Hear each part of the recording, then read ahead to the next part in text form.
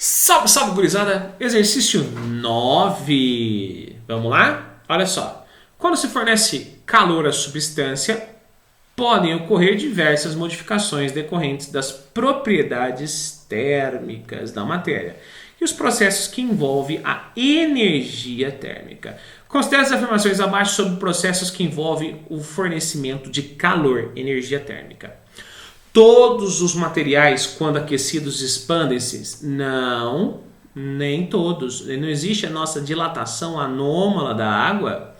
Lembra lá que quando eu vou aquecer a água de 0 a 4 graus, ao invés de se expandir, ela vai se contrair por conta das suas pontes de hidrogênio. Não sabe direito o que eu estou falando? Assista lá a nossa linda aula teórica sobre dilatação, tá?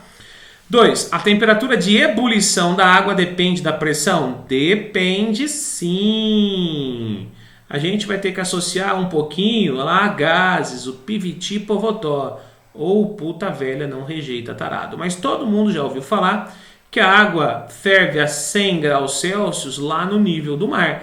Tanto é, se eu estiver acima do nível do ar, como a pressão atmosférica vai diminuir, a temperatura de ebulição também diminui. Tá bom, pessoal? Então a pressão está diretamente associada à temperatura e vice-versa. Quer ver qual a equação que me descreve isso? Essa daqui, ó. Não tem a equação de Clapeyron, que é a equação dos gases ideais, que fala que PV igual a nRT. Eu quero dizer que a pressão é uma grandeza diretamente proporcional à temperatura. Também de ebulição, tá? Vamos lá. Ou difusão. Se aumentar a pressão, vai aumentar a temperatura de ebulição. Se eu diminuir a pressão, vai diminuir a temperatura de ebulição. Então, dessa forma, se eu for utilizar uma panela de pressão, ela vai aumentar a pressão. Aumentando a pressão, aumenta a temperatura de ebulição. Ao invés da água ferver a 100 graus Celsius, ela vai ferver a 120, 140. Se eu tiver lá no pico do Everest, no Monte Everest, a pressão atmosférica lá é menor. Então, a temperatura da água para evaporar também será menor. Sei lá, uns 95, 97 graus Celsius. Por quê? Porque a pressão diminuiu. Tem como calcular isso? Tem como calcular isso. Não é o foco da nossa aula hoje. Mas a temperatura está diretamente ligada à pressão. Diminuiu a pressão, diminuiu a temperatura. Aumentou a pressão, aumentou a temperatura. Fechou?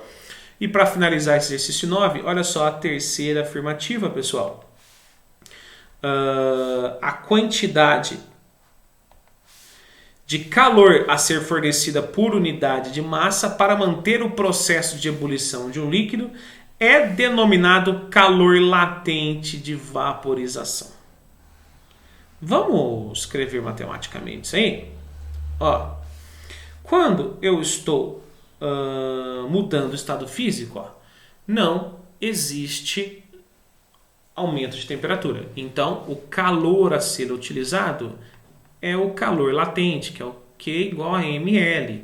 Não é isso? Onde L é o calor latente de vaporização. Esse L vai ser o Q dividido pela massa. Ou seja, esse L, que é o calor latente de vaporização, é o calor fornecido por unidade de massa para manter o processo de ebulição de um líquido. Perfeito. Então, ficaríamos aí com as alternativas 2 e 3. D de dado. Valeu!